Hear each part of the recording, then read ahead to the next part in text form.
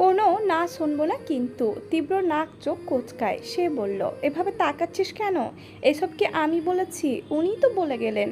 চাউনি শুরু হয় ছেলেটার, নিম্নাষ্টের নরম ত্বক পিষে ফেললো দাঁতে। একটু চুপ থেকে বলল, ব্যাপারটা তো সুবিধের লাগছে না। হুট করে বাসায় দাওয়াত কেন? অথচ ততটাই নিশ্চিন্ত দেখালো নাহিদকে। কান ওচালো উত্তরে, কি জানি, দেখ হয়তো তোর সাথে পুষ্পিতার বিয়ের প্রস্তাব দেবে। মিটিমিটি হাসিটা দেখে তীব্রের গা জ্বলে উঠল রাগে। মোটা স্বরে বলল, ইদানিং খুব খই ফুটছে তোর মুখে, তাই না? নাহিদ আশ্চর্য হয়, অবোধ কণ্ঠে বলে, আমি কি করলাম? আচ্ছা, যদি এটা না হবে তাহলে শুধু শুধু কেউ দাওয়াত দেবে কেন আমাদের? তীব্র ধমক দিল, মৃদু গলা, চুপ কর। ডিম ভাজতে বলেছিলাম, ভেজেছিস? মাথা নাড়ল সে, ভাজেনি। বন্ধুর কটমটে চিবুক দেখেই তৎপর দুহাত তুলে বলল, ওকে ওকে, এভাবে তাকাতে হবে না ভাই, এখনই ভেজে দিচ্ছি। পাশ কাটিয়ে গেল খুব ভদ্রভাবে, অথচ দূরত্ব বাড়তেই বিড়বিড় করে বলল, সালাম আস্তান, লেকচারার সাজলে কি হবে? গুন্ডা তো গুন্ডাই থাকে, কথায় কথায় মারতে আসে আমায়। ও ভেবেছিল তীব্র শোনেনি। হঠাৎ সে পিছু ফিরে বলল, তুই যাবি? কিছু চমকায় নাহিদ। থতমত খেয়ে রান্নাঘরে ঢুকে যায় দ্রুত, কিন্তু তীব্রর ভাবনা গেল না। এই দাওয়াত নিয়েই যত উদ্ভট কথা মাথায় আসছে, এর মধ্যে আবার অন্য কোনো গল্প নেই তো? নোহা আদা ছিলছে আর কেটে দিচ্ছে পুষ্পিতা, পাশেই পেঁয়াজ রসুন ব্লেন্ড করছেন আয়েশা। এখন থেকে আগামী আয়োজনের সব তোড়জোড় শুরু হয়েছে তাদের। কিন্তু নোহার মাথা গরম। আজকাল ওকেও তীব্র রোগে ধরেছে, যখন তখন মেজাজ চটে যায়। এই যে এখন ফুলে ফেপে সব একাকার বোম হয়ে আছে, আর সেই রাগের পেছনে আয়েশা দায়ী। আজকে হুট করে বাজারে এনেছেন তিনি, তারপর ঘোষণা করলেন, পুষ্পিতার স্যারকে দাওয়াত দিয়ে এসেছি। মায়ের দ্বারা এমন রসিকতা মানা যায়? সেই জন্যই মুখ গোজ করে বসে আছে মেয়েটা। কেন মা এরকম করবেন? ওদের সাথে একটু আলোচনা করা গেল না? ওরা কি এতটাই ছোট? পুষ্পিতাকেও কিছু বলেনি। কথাটা শুনেও গাধীটাও ওর মতো ফ্যাল ফ্যাল করে চেয়েছিল। কোনো মানে হয় এসবের? আয়সা হাতের কাজ শেষ করে আদা নিতে এসেছেন। চোখ পড়ল মেয়ের ওপর। শ্যামলা অননে মেঘ দেখে বললেন, কি হয়েছে তোর? আজকাল একটু হলেই দেখি চেহারাটাকে বিড়ালের হাগু বানিয়ে রাখিস। ফিক করে হেসে ফেলল পুষ্পিতা। নোহা নাক মুখ গোটালো, বমি পাওয়ার ভান করে বলল, ইয়াক আম্মু, তোমার কাছে আর কোনো উদাহরণ ছিল না? না, যা সত্যি তাই বলেছি। সামান্য 19-20 ঘটলেই তোর মুখের দিকে তাকানো যায় না কেন? তো কি করব আমি? তুমি গিয়ে দুজন মানুষকে দাওয়াত দিয়ে এসেছো, একবার বললেও না আমাদের। কি বলবো? তোর সাথে পরামর্শ করতে গেলেই তো সেই পুরনো কথা বলবি যে না ব্যাচেলার ছেলে আম্মু, ওদের বাসায় আনার দরকার নেই। পুষ্পিতা মিটি মিটি হাসছে। নোহা বিরক্ত কণ্ঠে বলল, ঠিকই তো বলি, আর এসব আমাকে কে শিখেছে শুনি? তুমিই তো। তাহলে এখন তোমাকে আমার শেখাতে হচ্ছে কেন? মেয়ের চোটপাট দেখে মুচকি হাসলেন আয়েশা। কাছে বসে বললেন, সেসব তো তোর ভালোর জন্যই বলতাম মা। আমি না থাকাকালীন অপরিচিত কেন, পরিচিত কোনো ছেলেও বাসায় ঢোকাবি না। কিন্তু কাল তো আমি থাকবো, আর মানুষটা পুষ্পিতার স্যার, ওনার তো একটা সম্মান আছে। সেদিন রান্না করতে গিয়ে হাত কেটেছে শুনে সৌজন্য বোধেও তো একটু দাওয়াত করে খাওয়ানো উচিত, তাই না? কাজে ব্যস্ত হাতটা থেমে গেল পুষ্পিতার। মাথা তুলল অবাক হয়ে। তার স্যারের জন্য আন্টি এত ভাবছেন? মনিও ঠিক একই রকম ছিল না? কত মিল দুইজনের, দুইজনই কত মমতাময়ী। পুষ্পিতার ফাঁকা বুকটা হু হু করে উঠল। আজ কতগুলো দিন পেরিয়েছে, রাহাত মনি কাউকে চোখের দেখা তো দূর, কণ্ঠস্বরটা পর্যন্ত শোনে না। আচ্ছা, একবার কি লুকিয়ে দেখা করে আসবে? যখন খালুজান বাড়িতে থাকবে না তখন তো যাওয়া যেতেই পারে। পরপরই সিও সিদ্ধান্তের বিরোধ আভাস করলো সে। একবার ওখানে গেলে মনি আর ফিরতে দেবে না। রাহাতটা হাত ছাড়বে কিনা সন্দেহ। তখন নতুন করে আবার ঝামেলা করবেন খালুজান। মনির সংসারে আর কোনো অশান্তি চায় না সে। তাছাড়া ওই পুরো বিল্ডিংয়ের লোকগুলো কথায় খোঁচাই মেরে ফেলবে ওকে। পুষ্পিতা ব্যথিত শ্বাস ফেলল। মাঝে মধ্যে প্রিয় মানুষদের ভালোর জন্যও দূরে থাকতে হয়। রাত 1:20 সমস্ত কাজ গুছিয়ে সবে মাত্র ঘুমোতে এসেছে ওরা। নোহা একেবারে ফ্রেশ ট্রেশ হয়ে ঘরে ঢুকলো। মায়ের প্রতি রাগটা এখন অল্প একটু কমেছে। না, দাওয়াত দেওয়ার বিষয়টা খারাপ হয়নি, বরং ভালোই হলো। সত্যিই তো ব্যাচেলর ছেলে দুটো একা থাকে, কি খায় কে জানে। হঠাৎ আজকের মুহূর্তগুলো এক এক করে মনে পড়ল নোহার। গাড়ির কাঁচ খুলে নাহিদের মাথা বের করে হেসে দেওয়া দৃশ্য, কি চমৎকার করে হাসে সে। না, মানুষটা ভালো। আর যাই হোক, ছেলেদের চাউনি দেখলে চরিত্র বোঝা যায়। সেই ভিত্তিতে আজকের পুরোটা সময় নিজের তীক্ষ্ণতা দিয়ে তাকে বিচার করেছে নোহা। ওর ভাবনার মতো জঘন্য কিছু তো দূর, গাড়ির ভেতর নাহিদ ধারে অবধি ঘেঁষে নিয়ে একদম জানলায় লেপ্টে বসেছিল। সাধাসিধে তবে সত্যি চরিত্রবান ছেলে সে। নাহিদের কথাগুলো মনে করে হেসে ফেলল নোহা। ওই যে বলেছিল আমাকে ভয় পাওয়ার থেকে গরুর গুঁতোকে ভয় পাওয়া ভালো, সেই কথাতে ঠোঁট ফুঁড়ে বাইরে এলো দাঁত। আচমকা চোখ পড়ল আয়নায়। সামনে বসে চুল আঁচড়াচ্ছে পুষ্পিতা, অথচ নিবেশন অন্য কোথাও। দর্পণে চোখ নেই, চেয়ে আছে দেওয়ালের ওপর। পুষ্পিতার এই উদাসীনতা নোহার পড়তে পড়তে চেনা। যখন খুব বেশি চিন্তায় থাকে ও তখন এমন করে। আবার কি হলো মেয়েটার? নোহা ব্যস্ত এগিয়ে গেল কাছে, কাঁধে হাত রাখতে একদম চমকে উঠল সে। নোহার চাউনি পাল্টালো, প্রগাঢ় হলো সন্দেহ, কণ্ঠে উদ্বেগ। কি হয়েছে তোর? এত কি ভাবছিলি? পুষ্পিতা ঘন ঘন মাথা ঝাঁকায়। কিছু না, কিছু না। নোহা রেগে রেগে বলল, দেখ পুষ্পিতা, মিথ্যা বলা পছন্দ করি না আমি। আবার সেটা যদি আমার বেস্ট ফ্রেন্ড বলে, তাহলে যে মাথাটা কোন লেভেলের গরম হবে তুই নিজেও ভাবতে পারছিস না। পুষ্পিতা ঠোঁট উল্টালো, মাথা নুইয়ে ডুব দিল চিন্তায়। মনদ্বিধা উপচে পড়ছে আদলে। মিনসে কণ্ঠে বলল, একটা কথা বলতাম, কিন্তু তুই আসলে কিভাবে নিবি সেটাই ভাবছি। নোহা দুই ভুরু উচালো, অবাক হওয়ার ভান করে বলল, ও তাই? পুষ্পিতা নামের মেয়েটা এখন আমার সাথে কথা বলতেও ভাবছে? আচ্ছা, যা শুনবই না তোর কথা, তুই তোর পেটেই রেখে দে। মেকি অভিমান নিয়ে নোহা চলে যেতে নিল। ব্যস্ত ভঙ্গিতে কনুই টেনে ধরল পুষ্পিতা, মৃদু স্বরে বলল, রাগ করিস না, আসলে এরকম কখনো কিছু বলিনি তো, তাই একটু কেমন কেমন লাগছে। নহার কণ্ঠ সন্নিহার, কি হয়েছে বলতো? কোনো সমস্যায় পড়েছিস? পুষ্পিতার মাথা নাড়ল, চিবুক নিল গলায়, হাজারখানেক ইতস্ততা মিশে এলো স্বরে। তীব্র স্যার না আমার দিকে কেমন করে চেয়ে থাকে জানিস? মানে হয় না কিছু তাকানোর ধরন, উফ কিভাবে যে বোঝাই তোকে, মানে ওই হয় না, দেখায় না সিনেমাতে, ওরকম আর কি। নোহা জোরে বলে ফেলল, কি? কেমন করে তাকায়? পুষ্পিতা হক চোকায়, চাপা কণ্ঠে শাঁসিয়ে ওঠে, আহা আস্তে, কেউ শুনে ফেলবে তো। নোহা স্বর নামালো, ছোট চোখ বড় করে বলল, কি বলছিস? উনি কি তোকে কখনো কিছু বলেছেন? না, কিছু বলেনি, কিন্তু প্রায় দেখি চেয়ে থাকে, আর সেটা মোটেই স্বাভাবিক চাওনি না। পরপরই উদ্বেগ নিয়ে বলল, দেখ আমি যতই বোকা হয়, কিন্তু মেয়ে তো, একটা মেয়ে হয়ে একটা ছেলে কিভাবে তাকায় বুঝবো না? নোহা বিজ্ঞান নয় মাথা দোলালো, হুটহাট কণ্ঠ রুক্ষ করে বলল, সে তো তাকাবে, আরও যা রান্না করে দিয়ে আয়। ওই রান্না খেয়ে ব্যাটার মাথা খারাপ হয়েছে। একে সুন্দরী মেয়ে, দুইয়ে ভালো রান্না জানে, তিনে মেয়ে আবার ভীষণ নরম, যাকে কাদামাটির মতো এদিক আছড়াও ওদিক আছড়াও টু শব্দ করবে না, এমন মেয়ে হাতছাড়া করা যায়? ছেলেরা তো বউ হিসেবে এরকমই মেয়ে চাইবে। পুষ্পিতা তবদা খেয়ে বলল, আমি বললাম তাকানোর কথা, তুই বউ পর্যন্ত চলে গেছিস? যাব না? আমি তো বউ অবধি গিয়েছি। তোর স্যার দেখ গিয়ে তোর সাথে মনে মনে ফ্যামিলি প্ল্যানিংও করে ফেলেছে। পুষ্পিতা জিভ কাটল, হাঁসফাঁস করলো নীরব লাজে, বুকের মধ্যে ঝুমঝাম কাঁপুনি উঠেছে হঠাৎ। শুভ্র কপলে ভিড় জমেছে হুড়মুড়ে কুণ্ঠা। নোহার চোখে সেই সবটা ধরা পড়ল। কণ্ঠ পুরু করে বলল, সত্যি করে বলতো, তুই কি ওনাকে পছন্দ করিস? পুষ্পিতার উদ্বিগ্ন জবাব, এ বাবা না না, আমি তো ওনাকে নিয়ে এরকম কিছুই ভাবিনি কখনো, আর ভাববও বা কি করে। স্যার হলেন বা মাঝপথে তেতে উঠল নোহা, একদম তোর এই ব্যাকডেটেড ডায়লগ দিবি না। স্যার বাবার মতো, স্যার বাবার মতো, খালি এক কথা, আজকালকার স্যাররা না বাবার মতো হয় না। আর তীব্র স্যার যে ইয়াং, তোর মতন ওনার মেয়ে থাকবে কখনো? গাধি একটা। এখন যুগ পাল্টেছে, কত স্টুডেন্ট টিচার বিয়ে হচ্ছে জানিস? ওই তো শাহরুখ খানের মেহুনা মুভিতে নায়িকার টিচার ছিল ওর, তাতে কি হয়েছে? ঠিকই তো, একসাথে নেচে নেচে গান গাইল, তুমসে মিলকে দিল কা হে জো হাল ক্যা কহে, হো গয়া হ্যায় ক্যাসা ইয়ে কামাল ক্যা কহে। পুষ্পিতার দেওয়ার মতো যুক্তি নেই, অথচ তীব্র সাথে এমন কিছু ভাবলেও লজ্জায় কাটা দিচ্ছে শরীর।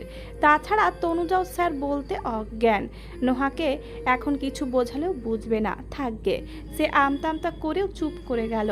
নোহা মুরব্বীদের মতন হাব ভাব ভাব করে বলল, ঠিক আছে, ব্যাপারটা তুই আমার উপরে ছেড়ে দে। তোর স্যার দেখতে ভালো, মানুষটাও খারাপ না, আগে একটু যাচাই করে নিই, বুঝে নিই যে আমার বন্ধুকে সে কতটা সুখে রাখবে। পাস করলে আমি নিজে এগিয়ে দেব তোকে। পুষ্পিতা হাঁ করে ফেলল, কণ্ঠে বিরক্তি এনে বলল, এই জন্যই কথাটা তোকে বলতে চাইনি। কি একটা জানিয়েছি আর বিজ্ঞানী আপা কত কি ভেবে ফেলেছেন। থাক আপা, আপনাকে আর যাচাই করার দরকার নেই, আপনি ঘুমান। অতিষ্ঠ ভঙ্গিতে মাথা নেড়ে চলে গেল মেয়েটা। ব্রাশে পেস্ট মেখে বেসিনের সামনে গিয়ে দাঁড়ালো। নোহা উচ্চস্বরে বলল, হ্যাঁ হ্যাঁ, এখন তো এসব বলবি, আমি বললে দোষ তাই না? মনে রাখিস, গরিবের কথা বাসি হলে মিষ্টি লাগে। এখন আমার কথা খারাপ লাগলো তো এটাই না একদিন সত্যি হয়ে যায়। পুষ্পিতা এক কান দিয়ে শুনলেও আর এক কান দিয়ে বের করে দিল। তবে মাঝরাতের এই উচ্চবাচ্য বাইরে অবধি ছড়িয়ে যায়। নিজের ঘর হতে চেঁচিয়ে উঠলেন আয়েশা, কি ব্যাপার নোহা, এখনো ঘুমাওনি তোমরা? তিনি থামলেন, সঙ্গে সঙ্গে চিল্লিয়ে ওঠে ব্যাচেলার ছেলের দল, না আন্টি, আপনার মেয়েরা আমাদের সাথে ঘুমাবে বলে জেগে আছে। নোহা ক্ষেপে কিছু বলতে যায়, পরপরই থামায় নিজেকে। এই রাত বিরেতে দেওয়ালের রং খসে পড়লেও বিকট শব্দ হবে, সেখানে ও চেঁচালে তো কথাই নেই। পুরো গাজীপুর তেড়ে আসে কিনা। এই অসভ্য ছেলেগুলো যে কবে যাবে এখান থেকে, ওদের জ্বালা থেকে বা শান্তি দেবে কে? পলাশ ঘরে আসতেই মিথিলা চেঁচিয়ে ওঠে, জেনির সাথে অফিস গিয়েছিলে কেন? হঠাৎ নিনাদে ভড়কায় সে, পল্লব ছাপটায় বিভ্রমে। জেনির সাথে যাব কেন? মিথিলা আঙুল তুলে হুঁশিয়ারি দিল, একদম মিথ্যে বলবে না, আমি নিজে দেখেছি তোমাদের মাখামাখি। তুমি একজন বিবাহিত পুরুষ, বাইরের একটা মেয়ের সাথে তোমার এত ঢলাঢলি কিসের আমি বুঝি না। বোকা পেয়েছো আমাকে। পলাশ চুপচাপ জুতো খুলে র্যাকে রাখলো, একটা কথাও না বলে সোজা চলে এলো বেডরুমে। স্পষ্ট অবজ্ঞা মিথিলার গায়ে সূচের মতো বিধে। হনহন করে এসেই দরজায় লাথি মারল, চিৎকার ছুড়ল ফের, কানাডায় নিয়ে এসেছো বলে আমাকে মানুষ মনে করো না তুমি, কাজের লোকের মতো ট্রিট করছো, রান্না করাচ্ছ, আর বাইরে গিয়ে গা ঘেঁষে থাকছো জেনির। কোথায় গিয়েছিলে তুমি? হ্যাঁ, অফিসে না হোটেলে? পলাশ আগুন চোখে চায়, হুঙ্কার ছড়ে কঠিন স্বরে, একদম বাজে কথা বলবে না। জেনি আমার বন্ধু, আর কতবার বলতে হবে তোমাকে? বন্ধু মাই ফুট, আমার বন্ধু ছিল না, জীবনে কোনো বন্ধু দেখিনি আমি। কই, তারা তো এমন গা চিপকে থাকে না, যেখানে দেখুক, যার সামনে দেখুক, ওই চুন্নি মেয়ে ছুটে এসে জড়িয়ে ধরে তোমাকে। কেন? ভাই, পলাশ দাঁত কিরমির করে এগিয়ে এলো, শক্ত বাঁধনে কনুই চেপে ধরতেই মিথিলা ব্যথা পায়, কোকিয়ে ওঠে। পলাশ রুষ্ট কণ্ঠে বলল, বস্তির মতো চেল্লাবে না এখানে, এই অ্যাপার্টমেন্টে আমার সুনাম আছে, তোমার জন্য যদি সেখানে একটু আঙুল তোলে কেউ, তাহলে কিন্তু। মিথিলা তেলে বেগুনে জ্বলে ওঠে, তাহলে কি কি করবে তুমি? মারবে? পলাশের রক্ত ফুটলো রাগে, আচমকা হাত ছেড়ে গাল চেপে ধরল। মেয়েটা ব্যথায় নয়, থমকে গেল বিস্ময়ে। ও হিস হিস করে বলল, দরকার পড়লে আমি মারতেও পারি মিথিলা, এখনো সময় আছে, নিজের জিবার অহংকারকে সামনে রাখো, ভুল জায়গায় দেখাতে এলে কিন্তু নিজে বিপদে পড়বে। ছেড়ে দিল তারপর। মিথিলা তৎপর নিজের চিবুকে হাত বোলায়, যন্ত্রণায় সব অবসের মতো লাগছে। বিমূঢ় হয়ে বলল, বিয়ের 2 মাসও হয়নি, তুমি আমার গায়ে হাত তুললে পলাশ, এই জন্যই তুমিই দায়ী। আমার সঙ্গে ভদ্র থাকো, কিছু বলবো না, অভদ্রতা করলে হাত উঠিয়ে থাপ্পড় দেখায় পলাশ। স্তম্ভিতে চক্করে ক্ষণ পূর্বের ব্যথা ভুলে গেল মিথিলা, খেপে উঠল বাঘিনীর ন্যায়। তুমি অন্য মেয়ের সঙ্গে নষ্টামি করতে পারবে, আর আমি বললেই সেটা অভদ্রতা, তাই না? আবার হুমকি দিচ্ছ আমাকে মারবে। পলাশ চোখ রাঙিয়ে সাবধান করলো, don't cross your limit Mithila, নষ্টামি আমি নয় তুমি করে বেরিয়েছ। কে জানে নাহিদের মতো আরও কত বয়ফ্রেন্ড ধরা ছিল দেশে, আর আজকালকার প্রেম কেমন হয় সবাই জানে। কবার শুয়েছিলে সেটা বলো। মিথিলা স্তব্ধ হয়ে গেল, গলার স্বর ফাটলো উচ্চ ধ্বনিতে, পলাশ, শেষ করে ফেলবো একদম, আমার সাথে এইভাবে কথা বলার সাহস করবে না মিথিলা। সারাদিন অফিসে গাধার মতো খেটে এসে এখন তোমার রং তামাশা দেখতে হবে। এই যাও, সামনে থেকে যাও তো এখন। বলতে বলতে ওকে 2 হাত বাড়িয়ে ধাক্কা দিল পলাশ। মিথিলা পিছিয়ে যায়, প্রকোপে পড়তে পড়তেও সামলে ওঠে, তবে ক্ষুণ্ণতায় উথলে পড়েছে চোখ, কোঠর ফেটে স্বচ্ছ জল ফুটে আসতে চাইছে। দৌড়ে বেরিয়ে এলো সে, অন্য কামরায় ঢুকে দরজা লাগিয়ে বসে পড়ল মেঝেতে। হঠাৎ করে ঝাপসা চোখে ভেসে উঠল নাহিদের সরল মুখখানি। কিছু অনুতাপ, কিছু আক্ষেপ, গলার কাছে কুণ্ডলি পাকালো অমনি। কেন পলাশকে বিয়ে করতে গেল ও? এর থেকে হাজার গুণ ভালো ছিল নাহিদ। ওটাকে বিয়ে করলে আজ জীবনটা অন্যরকম হতো। ওর কথায় উঠতো বসতো ছেলেটা। মিথিলা মাথায় হাত দিয়ে কাঁদে, ইস, এখন সব শেষ তার। খাবারের সুগন্ধে মম করছে বাড়িঘর, পুরো বসত পরিপাটি করে গোছানো। জানলার কোণায় আবার একটা ফুলদানিও রাখা, আর্টিফিশিয়াল জারবেরা দিয়ে ভর্তি তা। কড়কড়ে রঙের সোফায় বসে সেসব মনোযোগ দিয়ে দেখছে নাহিদ। কখনো ঘরের দেওয়ালের রং, কখনো দেখছে টেবিলে বেছানো পাতলা কাপড়ের নকশা। তার পাশেই তীব্র বসে। এই মুহূর্তে নোহাদের বাসায় নিমন্ত্রণ রক্ষা করতে এসেছে ওরা। নাহিদ সব কিছু খুঁটিয়ে খুঁটিয়ে দেখলো, শেষে ফিস করলো গলা নামিয়ে, তো শ্বশুরবাড়িটা কিন্তু ভালো, শাশুড়িও বেশ গোছানো মানুষ। দর্শনের সৌম্য মুখটা তৎপর গুটিয়ে ফেললো তীব্র, কণ্ঠে বিরক্তি এনে বলল, এটা আমার শ্বশুরবাড়ি হবে কেন? নাহিদ বুদ্ধি স্রষ্টার ন্যায় আওড়ায়, তাহলে কার? বদমেজাজ ছেলেটা চটে গেল ফের, নাকের ডগায় ভয়াবহ মেজাজ নিয়ে বলল, তোর। জিভ কাটলো সে, ঘন ঘন মাথা নেড়ে বলল, না না, ছি ছি, কি যে বলিস তুই? আমার কেন হবে? তাহলে আমার হবে কেন? বলো দেখটা, এটা কি ভীতু মেয়ের নিজের বাড়ি? নাহিদ আর একবার জিভ কাটে, দাঁত মেলে বলে, তাই তো, এই সামান্য কথাটা ভুলে গেলাম কি করে? কত বোকা আমি। তীব্র ব্যক্ত বিরক্ত জবাব, বুঝলি তাহলে? অচিরাত মুখটা কালো হয় নাহিদের, জিভখানা তেতে এসে বলতে চায়, চালাক হয়ে কি হবে? মিথিলা তো আর ফিরে আসবে না। কিন্তু সাহস হলো না। মিথিলার নাম অবধি তার বন্ধু মহলে নেওয়া বারণ, কেউ শুনতেই পারে না। বিট্টুর সামনে বললে এখানেই না মারতে শুরু করে। এমনিতেই কাল রাতে শোয়ার সময় বলছিল, অনেকদিন কাউকে পেটায়নি, আঙুলগুলো কেমন নিস্পিস করছে। আজ তো ঠিকঠাক হয়ে বসলো নাহিদ। না, আর কোনো বাজে কথা বলা যাবে না। দাওয়াতে সে পোলাও কোরমা খেতে এসেছে, বিট্টু গুন্ডার কেলানি খেতে নয়।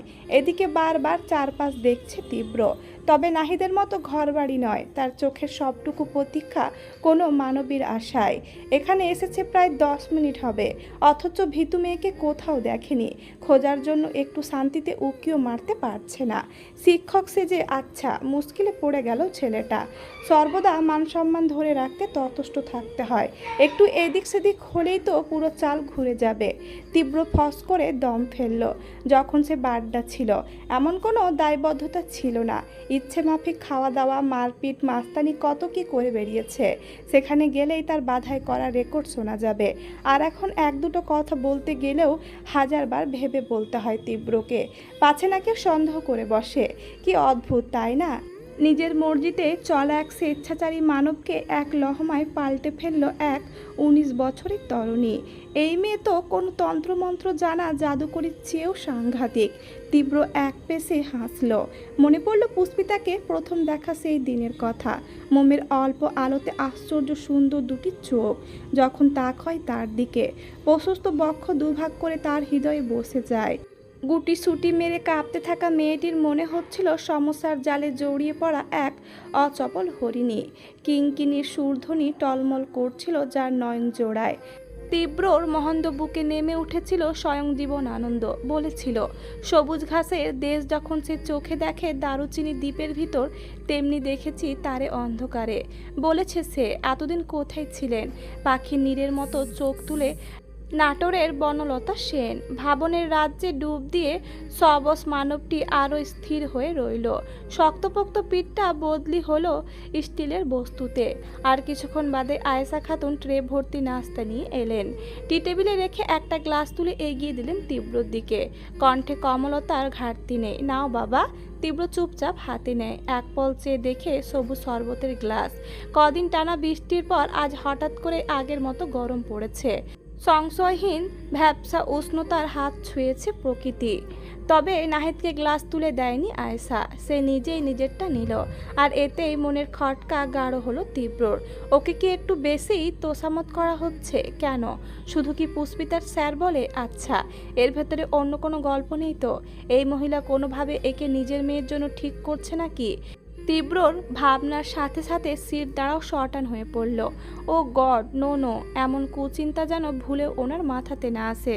ভদ্রতার মুখোশ খুলে বিট্টু মাস্তান বাইরে চলে আসতে খুব বেশি দেরি হবে না তখন। ওপর দেখানো এই সম্মান শ্রদ্ধা সব তল্লাই দিয়ে অমন নাকাল মাথাটায় বাড়ি মেরে ফাটিয়ে ফেলবো তবে। তীব্র চোখ নামালো মেঝেতে, তার শুভ্র দাঁত পিষে নামার তোপে ক্ষয়ে পড়ার জোগাড়। শ্বেতরাঙা আদল হঠাৎই জোয়ারে ফুলকো নদীর মতো দেখালো। আয়সা নিজের মতো কথা বলায় ব্যস্ত। তিতিবিরক্ত তীব্র সেদিকে মুখ গোজ করে চেয়ে রইল শুধু। সভেদ পর্দা সরিয়ে এক পল উকি দিল পুষ্পিতা। তীব্রর ফর্সা ছাটা দাড়ির গালের একাংশ দেখে আস্ত বেগে সরে এলো আবার। বুকের ভেতরটা কেমন করছে, লাফাচ্ছে, ঝাঁপাচ্ছে, কখনো ধূপধাপ করছে অশান্ত পায়ের গতির মতন। এমন হচ্ছে কেন? সব মিলিয়ে ভারী চিন্তায় পড়ে গেল বেচারি। মাথা নুইয়ে রুমের এ মাথা ও মাথা হাঁটলো কিছুক্ষণ। নোহা সেই তখন থেকে এসব কাণ্ড কারখানা দেখছিল ওর। ঠোঁট জুড়ে মেয়ের মিটি হাসি। পুষ্পিতার চোখ পড়তেই পা থামালো। ভুরু কুচকে বলল, কি ব্যাপার, হাসছিস কেন? নোহা পাল্টা ভুরু কুচকায়। আমার ঠোঁট, আমার ইচ্ছে, আমি হাসছি, তাতে তোর কি? পুষ্পিতার ঠোঁট উল্টালো অমনি। হতাশের ন্যায় বসে পড়ল পাশে। দুশ্চিন্তায় থই থই হলো গলার স্বর। আমার না, ওখানে যেতে কেমন যেন লাগছে। নোহা তত্র এগিয়ে এলো কাছে। আগ্রহ ভরে বলল, কেমন লাগছে একটু বলতো? লজ্জা করছে, বুকের মধ্যে ধুকপুক করছে। পুষ্পিতা মাথা দোলাতে চেয়েও থেমে গেল। গলা খাখারি দিল প্রথমে, পরপরই কণ্ঠের বেগ বহাল রেখে বলল, না, অস্বস্তি হচ্ছে। নোহা আশ্চর্য হয়ে বলল, ও মা, অস্বস্তি হবে কেন? পুষ্পিতা চোখ নামায়, ফেলে রাখে নিজের সুন্দর দুজোড়া পায়ের ওপর। কথা বলতে চেয়েও রাঙা অধর গেঁথে রাখে একে অন্যের পিঠে। গতকাল নোহার বলা একটা কথা এখনও মাথায় ঘুরছে তার। এই যে লাগাতার দপদপ করছে নিউরনে। কোষশিরা উপশিরা সবেতে কেমন ছন্দময় গীত নিরন্তর আওড়ে চলেছে কেউ। তীব্র স্যার তার সাথে বাচ্চা কাচ্চার প্ল্যানিংও করে রেখেছে। পুষ্পিতা নীরবে নির্ভীতে পূর্ণিবার হাঁসফাঁস করে উঠল। এমন কথা সে ভাবতে চাইছে না, একেবারেই না। শুনতেই তো কি অসম্ভব বাজে লাগছে, কিন্তু তাও একই রকম শব্দগুলো মনের মধ্যে ছোটাছুটি করছে। উফ, মহা জ্বালা তো। মেয়েটা আবার উঠে দাঁড়ালো। দীঘল ঘন পাপড়িগুলো এলোমেলো ঝাপটে ঝাপটে এদিক সেদিক দেখলো। নোহার চোরা হাসি প্রগাঢ় হয় এবার। উঠে এসে পাশে দাঁড়ায়। আচমকা কান দিয়ে ধাক্কা মেরে বলে, কি ব্যাপার, দাঁড়িয়ে দাঁড়িয়ে এমন ব্লাস করছিলিস কেন? আকাশ থেকে পড়েছে এমনভাবে চাইলো পুষ্পিতা। সে ব্লাস করছিল? কই না তো। উল্টে অমন আজে বাজে চিন্তা মাথায় আসায় আইঢাই করছিল কোণঠায়, যেন আর কোনোভাবে এসব মনে না পড়ে। সেসবের প্রয়াস খাটানোকে ব্লাস বলে নাকি? কণ্ঠে তেমন বিস্ময় এনে বলল, তা করব কেন? হাত উঁচিয়ে বলল, থাক, আমাকে আর তোর মতো গাধা ভাবিস না। তোর স্যারের সামনে অস্বস্তি হচ্ছে কেন জানিস? পুষ্পিতা নিভন্ত দৃষ্টি ব্যগ্র হলো সহসা। কেন? নোহার মহাবিজ্ঞের ন্যায় হাব ভাব। এটা হচ্ছে প্রেমের প্রথম ধাপ।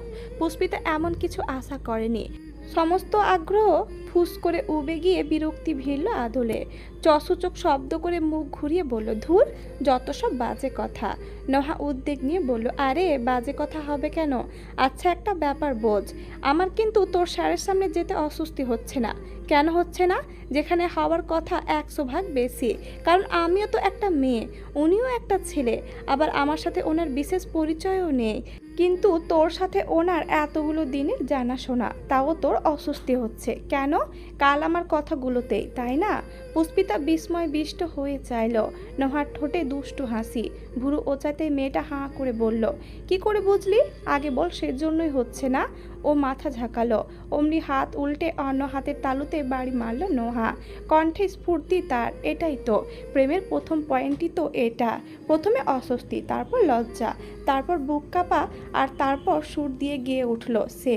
কে প্রথম কাছে এসেছি, কে প্রথম চেয়ে দেখেছি, কিছুতেই পাই না ভেবে, কে প্রথম ভালোবেসেছি, তুমি না আমি। পুষ্পিতা নিজের দুই কান চেপে ধরল এবার। ঘন ঘন মাথা নেড়ে বলল, আস্তাক ফেরুল্লাহ, এসব বলিস না, শুনতে খুব বাজে লাগছে। নোহার কিছু যায় এলো না, উল্টে আরও কাছে এসে ওর কান জড়িয়ে দাঁড়ালো। হিষ্ট চিত্তে বলল, মোটেও বাজে লাগছে না, শুনতে মনে হচ্ছে রবীন্দ্রনাথের গীত বাজছে, বুঝলি? আচ্ছা, একটা ব্যাপার লক্ষ্য কর, তোদের নামে কি দারুণ মিল। তীব্র পুষ্পিতা ইকুয়াল টু তীব্রতা, এই তীব্রতা কিসের? প্রেমের। ফের কাঁধে ধাক্কা মারে নোহা। অথচ তীব্রর পাশে প্রেম শব্দ শুনেই পুষ্পিতা শ্বাসরুদ্ধ হয়ে এলো। বক্ষপিঞ্জরের সমস্ত কোষ অবধি শিউরে উঠল দোলাচলে। অবরুদ্ধ মস্তক, সাথে ঝা ঝা করছে কান। এর মধ্যে ও ঘর হতে ঝাঁক ছুড়লেন আয়েশা। নোহা, পুষ্পিতা, কোথায় তোমরা? মায়ের এক ডাকে সাড়া দিতেই চটজলদি বেরিয়ে গেল নোহা। ঠায় দাঁড়ানো পুষ্পিতার শরীর ভিজল প্রতিভে। নোহাটা ওকে একা রেখে চলে গেল। ও এখন একা কিভাবে যাবে? নোহা চঞ্চল পায়ে এসে মায়ের পাশে বসলো। তীব্রকে হাত উঁচিয়ে সালাম দিয়ে নাহিদকে বলল, কেমন আছেন? আচমকা কথার স্বর ঘুরে আসতে ছেলেটা খানিক থতমত খায়। মিনমিন করে বলে, জি মানে ভালো। আপনি? তীব্র এসবে অনীহা হলেও আয়েশার কণ্ঠে বিস্ময়। তোমরা একে অপরকে চেনো? নোহা সানন্দে বলল, হ্যাঁ আম্মু, প্রথম দিনেই ওনার সঙ্গে আমার আলাপ হয়েছিল। জানো, কাল অত বৃষ্টিতে আমি মোড়ের রাস্তায় অনেকক্ষণ আটকে ছিলাম। উনিই আমাকে গাড়িতে করে নিয়ে এসেছিলেন। মেয়ের হাসি হাসি মুখখানা লক্ষ্য করলেন আয়েশা। নোহা ভারী বুদ্ধিমতী মেয়ে। ছেলে ছোকরা নিয়ে গদগদ স্বভাব কোনো কালেই ছিল না। এই ছেলেটির প্রশংসা করছে যখন, তখন এর নিঃসন্দেহ ভালো হবে। ভদ্রমহিলা তাকালেন নাহিদের পানে। বোকা বোকা ছাপ পড়া ছেলেটা মৃদু হাসল তখন। এতক্ষণে আয়েশা নিজেও মন থেকে হাসলেন, বললেন, বা বেশ ভালো কথা, শুনেও ভালো লাগছে। আসলে এমনই তো হওয়া উচিত। আমরা প্রতিবেশী, আমরাই তো একে অপরের পাশে দাঁড়াবো, কি বলো বাবা? তিনি প্রশ্ন করেছেন তীব্রকে। ছেলের হর্ণ চোখের চাউনি রকেট বেগে ফিরে এলো। জবাব দিল তৎপর, জি। অথচ ঠোঁট চেপে হাসল নোহা। সাথে চাউনিতে কঠোর নিরীক্ষা এনে প্রথমবার নিপুণভাবে খেয়াল করল তীব্রকে। পায়ে চামড়ার দামি জুতো, চকচক করছে পলিশে। সুবিন্যস্ত বেশভূষা, শুভ্র গায়ে জামরঙা শার্ট দাগ তুলেছে বড্ড। না, দেখতে শুনতে ভদ্রলোক দারুণ। শুধু মাথায় সোনালি চুলগুলো কালো করলে আরও মারাত্মক লাগতো। না করলেও বা পুষ্পিতার সাথে একেবারে রাজচৌটক জুটি হবে। নোহা মুচকি মুচকি হাসছিল, আর এতে সোজা ভুরু বেঁকে গেল তীব্রর। এই ইচড়ে পাকা মেয়েটা ওর দিক এমন করে তাকিয়ে আছে কেন? আবার হাসছেও। ভীতু মেয়ে এর বন্ধু হলে কি হবে? স্বভাবে একেবারে উল্টো জাতের। এতদিনে যতটুকু দেখেছে, বুঝেছে এই মেয়ের মুখে ধান দিলেই খই ফোটে, অথচ বয়স দুজনেরই এক। তাও তার ভীতু মেয়ে কত নম্র ভদ্র, কি আস্তে করে কথা বলে, কত মিষ্টি তার শব্দ আচরণ। শুনলে মনে হয় অঝোর ঝর্ণার ধ্বনি, কিংবা কাক ভরে দয়ালের ডাক। অন্যদিকে নোহার মানিস্পটে একটি অষ্টম আশ্চর্যের বস্তু ধরা দিয়েছে, যাতে তার নিজের পিলেই চমকে উঠল। শেরওয়ানি পড়ুয়া তীব্রের বাহু ঘেঁষে পাশে বসে আছে পুষ্পিতা। একটা টুকটুকে বেনারসি দিয়ে ঘোমটা টেনেছে তালুতে। এই চলমান চিত্রে নোহার চোখ বেরিয়ে আসে প্রায়। এ বাবা, কি সর্বনাশ! এদের বিয়ে হলো কখন? একটু আগেই না পুষ্পিতাকে রুমে রেখে এলো। নোহাকে আশ্চর্যজনকভাবে চোখ ঝাপটাতে দেখে শার্টের কলার ঠিকঠাক করলো তীব্র। বসলো আরও গুছিয়ে। ভীষণ বিপন্ন দশায় ডুব দিয়েছে শরীর। না, এখানে দাওয়াত খেতে আসাটাই ভুল। এই মা মেয়ের মতিগতি তো একদম সুবিধের লাগছে না। দাওয়াত দিয়ে আলগোছে ঘাড়ে কিছু গুছিয়ে না দেয়। আয়েশা এই যাত্রায় কিছুটা বিরক্ত হলেন। এতবার পুষ্পিতাকে ডাকছেন, মেয়েটা আসছে না কেন? নোহার ঘোর কাটলো মায়ের গম্ভীর স্বরে। কি ব্যাপার, তোমার বন্ধু কই? কতবার ডাকলাম, মেয়েটা নড়ে চড়ে উঠল। তবে আবার বৃত্তাকার নয়ন মেলে দেখে নিল তীব্রকে। এই ভর দুপুরে এমন আজগুবি স্বপ্ন দেখার মানে কি? পুষ্পিতা নরম পায়ে বেরিয়ে এসেছে। ভেতরটা লজ্জায় কাট। কেন এত লজ্জা? কিসের এত অস্বস্তি? ও জানে না, শুধু জানে তীব্রর দিকে চোখ তুলে তাকানো দুরূহ। জি আন্টি, রিনরিনে কণ্ঠে পেতে তীব্রর এত সময়ের হন্তব্য নজরের গন্তব্য মেলে। খুব আলগোছে লাগাম টানে, অগোছালো সত্তায়। আয়েশা বললেন, তোমার স্যার এসেছেন তোমার বাড়িতে, আর তুমি কিনা ঘরে বসেছিলে। স্যারের কি লাগে, কি আপ্যায়ন করতে হয় একটু দেখবে না মেয়ে? পুষ্পিতা চোখের কোণা দিয়ে তীব্রকে দেখে নেয়। জিভ ভর্তি জড়তার পাহাড় ঠেলে শোধায়, কিছু লাগবে স্যার? তীব্র স্বাভাবিক, অথচ তার জন্য একটা মেয়ে সোজা হয়ে দাঁড়াতেই পারছে না।